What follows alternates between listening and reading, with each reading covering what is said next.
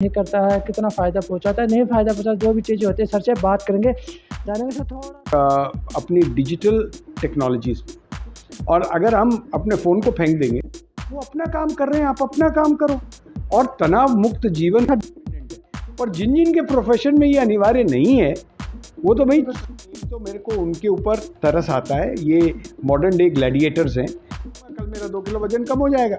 ऐसे नहीं करना भाई, जो करना है।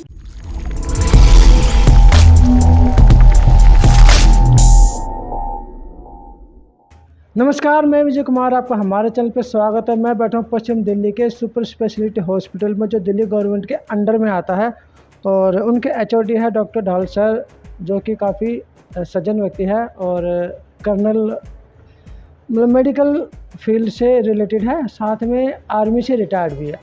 उनसे बात करेंगे, पूछेंगे कुछ क्वेश्चन है जो कि आज बदलते मौसम में, जो बारिश का मौसम है, मोस्टली बारिश के मौसम में बीमारियां भी बनती है। तो हार्ट के पेशेंट को बारिश का मौसम कितना परेशान करता है या नहीं करता है, कितना फ़ायदा पहुंचाता है, नहीं फ़ायदा पहुंचाता, जो भी चीज़ें होती है सर से बात करेंगे, जानेंगे सर थोड़ा सा डिटेल में। छोटा सा परिचय दीजिए पहले तो। ये विजय जी बड़े परसिस्टेंट हैं, मेरे पीछे लगे हुए थे कि कुछ तो बोलिए। मैंने उनको कहा भी कि विंटर्स में तो सीजनल वेरिएशन हृदय रोग का ज़्यादा इम्पॉर्टेंट होता है, बट बारिश के मौसम में इतना ज़्यादा नहीं होता। और वो इंसिस्ट कर रहे थे कि नहीं आप बताइए। तो सीजनल एस्थमा होता है, जो कि फेफड़े का रोग एक एक्चुअली होता है, तो वो कई बार बढ़ जाता है इस टाइम में। तो हमें इन परिस्थितियों का ध्यान रखना चाहिए, क्योंकि कई बार फेफड़े के रोग जो हैं वो हृदय के रोग प्रेसिपिटेट करते हैं।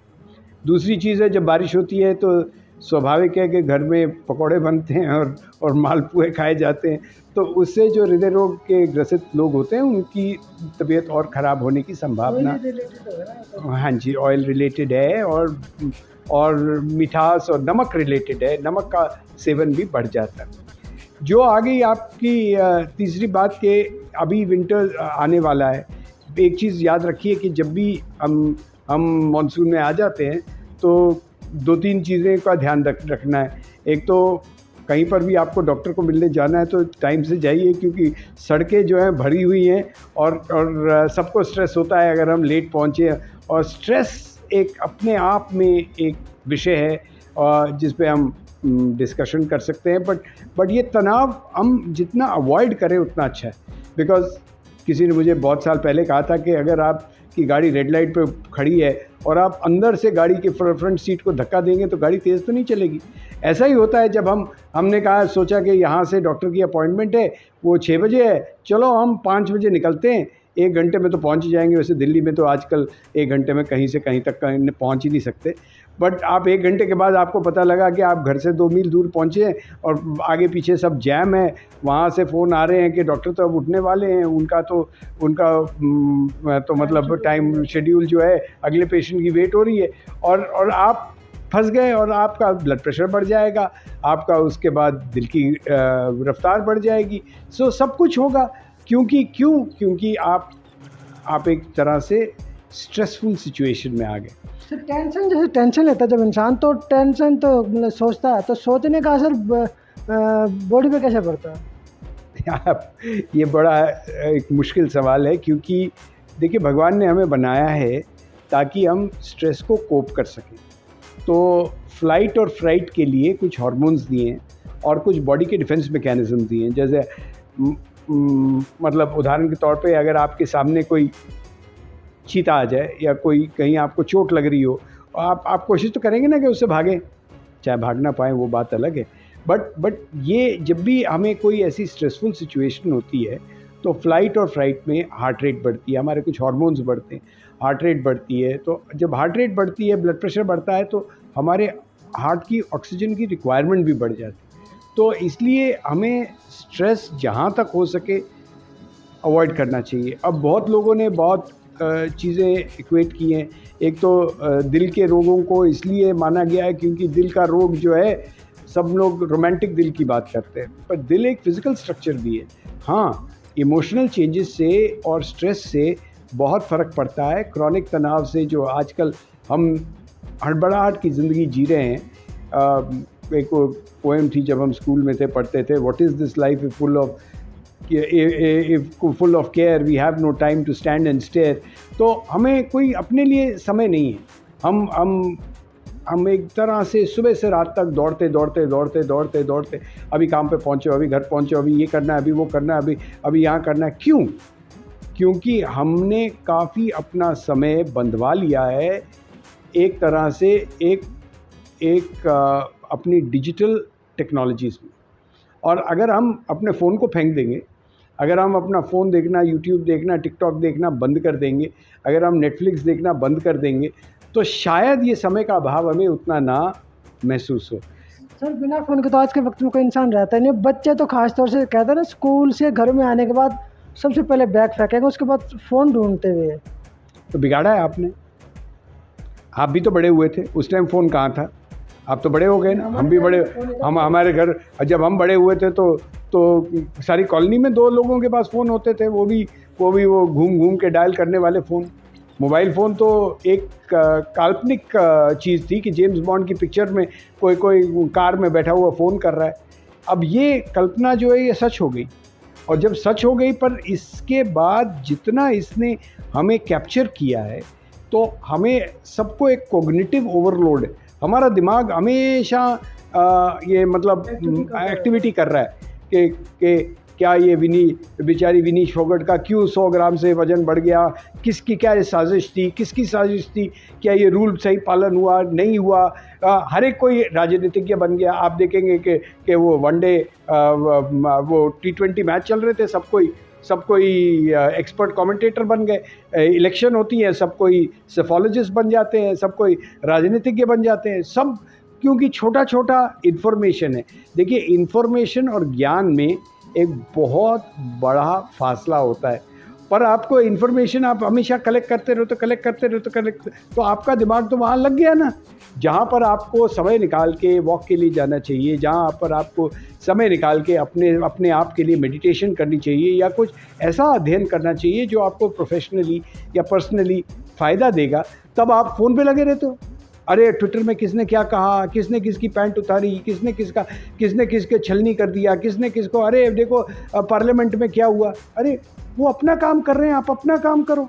और तनाव मुक्त जीवन के लिए जितना डिजिटल डिटॉक्स, हमने तो एक टर्मिनोलॉजी बना दी है कि जितना डिजिटल डिटॉक्स करोगे उतना आपके लिए फ़ायदा। देखिए, हमारे प्रोफेशन में तो हम ये कर नहीं सकते, बिकॉज कोई भी फ़ोन ऐसा हो सकता है कि किसी की जान उस पर डिपेंडेंट है। पर जिन के प्रोफेशन में ये अनिवार्य नहीं है, वो तो भाई वो तो कर सकते हैं। वो क्यों नहीं कर रहे? क्योंकि उनको एक लत पड़ गई है, एक आदत पड़ गई है, एक एडिक्शन है। और बच्चों की जो आपने बात किया, आपने एडिक्शन दिया है उनको चुप कराने के लिए। 10 महीने का बच्चा आता है, साल भर का बच्चा आता है, उसको माँ बोलती है फ़ोन दे, वो फ़ोन देते हैं। हम इको कराने के लिए, हम वो हैप्पी करने के लिए क्या करते हैं, पहले हम लोग तो टॉफ़ी देते थे, अब वो फ़ोन देते हैं। अब सभी चीज़ में फ़ोन आ गया तो बहुत तकलीफ़ है, और ये बढ़ता जाएगा। क्योंकि जो ये फ़ोन पे काम करते हैं, जो ये डिजिटल प्रोग्राम बनाते हैं, बहुत इन्वेंटिव हो गए, और वो आपको एक तरह से एडिक्शन में ट्रैप कर लेंगे। चाहे मैं और पूछना चाहता, जो विनेश फोगाट है, उसने पूरी रात मेहनत करके 2 किलो 900 ग्राम वज़न कम कर लिया था, लेकिन जस्ट 100 ग्राम वज़न को और कम नहीं कर पाया, जबकि उसका तो बॉडी का जो स्ट्रक्चर, जो बॉडी के जो डिमांड थे ना, तो 53 किलो के ही थी। तो उसने फिर भी कम किया, और डॉक्टर ने भी उसको सजेस्ट किया था कि आप इससे ज़्यादा मतलब हार्ड वर्क करोगे तो यह आपके लिए हार्मफुल होगा। तो क्या 100 ग्राम जैसा वज़न जो कम करते हैं, वज़न कम करना, ज़्यादा करना कम समय में, ये ठीक रहता है सर? मैं कॉम्पिटिटिव एथलीट्स के विषय में ये कहना चाहता हूँ। आपको जान के हैरानी होगी, और समाज को जान के हैरानी होगी, कि मैराथनर जो होते हैं और कॉम्पिटिटिव एथलीट्स जो होते हैं, वो जल्दी मरते हैं। और ये आज से नहीं, ये सदियों से हमें पता है। कॉम्पिटिटिव एथलीट्स जो होते हैं वो कोई ज़्यादा नहीं जीते, बिकॉज़ वो अपनी बॉडी को बहुत अब्यूज़ करते हैं, और ये सही नहीं है। जन साधारण के लिए ये एक अच्छा उदाहरण नहीं है। आप जानेंगे, हमारे मेडिसिन में उसको कहते हैं फिलिपिडीज सिंड्रोम। फिलिपिडीज एक वो धावक था जो कि मैराथन से लेके एथेंस तक संदेशा लेने के लिए दौड़ के आया। उसने अपना संदेशा दिया, उसी के नाम पर मैराथन शुरू हुई है, जो 43 मील लोग दौड़ते हैं। तो वो और आके मर गया। अब जब वो मर गया तो हमें समझना है कि क्यों हुआ। हमें पता है कि हम कई स्पोर्ट्स पर्सनल का हम इको करते हैं, हमें पता है कि राइट हार्ट की प्रॉब्लम्स होती हैं, एबनॉर्मल रिदम्स होते हैं, कई बार कॉर्नरी कैल्शियम स्कोर भी उनका ज़्यादा होता है जहाँ, और एक तो उनकी खुराक भी ऐसी होती है ताकि उसमें फैट्स प्रोटीन सब कुछ ज़्यादा होते हैं। तो एक तो मेरे को उनके ऊपर तरस आता है। ये मॉडर्न डे ग्लैडिएटर्स हैं जो आपको और हमको खुश करने के लिए एक तरह से व्यायाम कर रहे हैं या एक तरह से अपनी कुशलता दिखा रहे हैं। अपनी स्वास्थ्य के लिए गौतम बुद्ध साहब जो बता गए ना, मिडिल पाथ, मैं हर बार यही कहता हूँ, मिडिल पाथ अपनाएं। मिडिल पाथ का मतलब है सामान्य भोजन, सामान्य आहार, उचित व्यवहार, उचित विचार और समय अनुसार उचित उपचार। बहुत ज़्यादा करेंगे तो आपको तकलीफ़ होगी।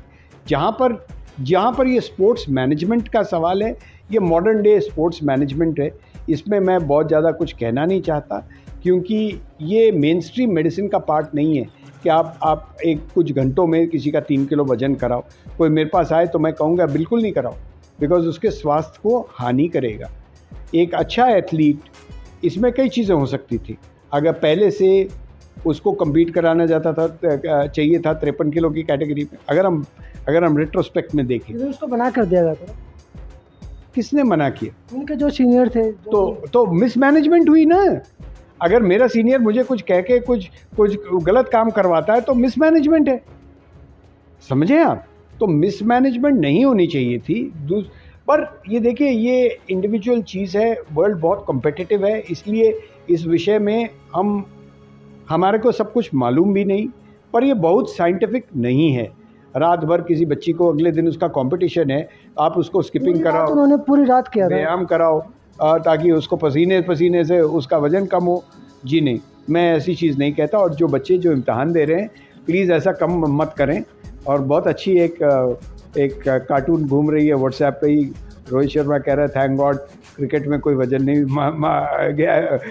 मेजर करता। तो ऐसा है कि वज़न जो है हम लोगों के लिए लॉन्ग टर्म की चीज़ है, हमें उसको लॉन्ग टर्म में देखना चाहिए। बट ये शॉर्ट टर्म वेट गेन्स जो हैं, वेट गेन, वेट लॉस, ये जो होते हैं सूटेबल कैटेगरी में compete करने के लिए, इट इज़ नॉट फिजियोलॉजिकल, हम रेकमेंड नहीं करते। और जो भी उन्होंने किया उनके फिजिशियंस के सुपरविजन में है, वो जाने, अपना काम जाने। मैं जन साधारण के लिए, जिनके पास आपका मैसेज पहुंच रहा है, मैं उनके लिए रेकमेंड नहीं करता हूं। नहीं तो कल से सब शुरू हो जाएंगे कि मैं रात भर स्किपिंग करूंगा, कल मेरा 2 किलो वजन कम हो जाएगा।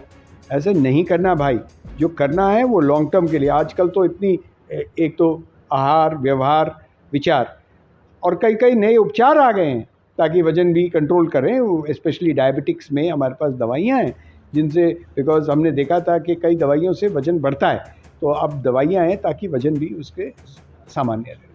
तो ये थे डॉक्टर अनिल सर, जिन्होंने काफ़ी चीज़ें बातें हमें बताई। और सबसे बड़ी जो बात बताई कि जो भी एथलेटिक्स होते हैं वे जल्दी मरते हैं, क्योंकि उनका जो फिज़िकल वर्क बहुत ज़्यादा होता है, जो कि बॉडी सहन नहीं कर पाती, और कुछ हार्मोन्स भी अनबैलेंस हो जाते हैं, जिसकी वजह से उनको नुकसान होता है। तो बहुत सारी जानकारी सर ने दी है। ये जानकारी आप लोगों के लिए बहुत फ़ायदेमंद है।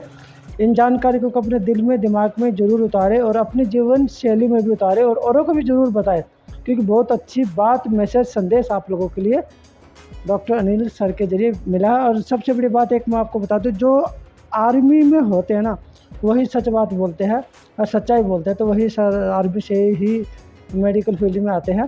तो मैं विजय कुमार पूनिया, मुझे दीजिए इजाज़त। धन्यवाद। वीडियो को लोगों तक ज़रूर पहुँचा, क्योंकि काफ़ी बढ़िया बात यहाँ पे आपको जानने को मिलेगी।